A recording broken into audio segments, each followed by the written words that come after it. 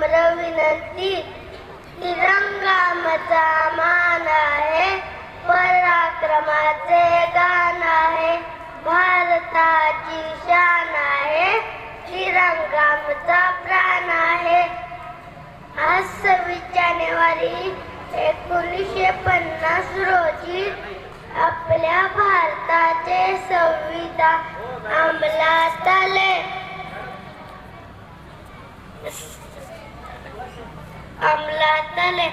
Bharat Ratna doctor Babasaheb Ambedkar हे संविधानाचे शिल्पकार आहेत. संविधानाने आपल्याला मूलभूत हक्क व अधिकार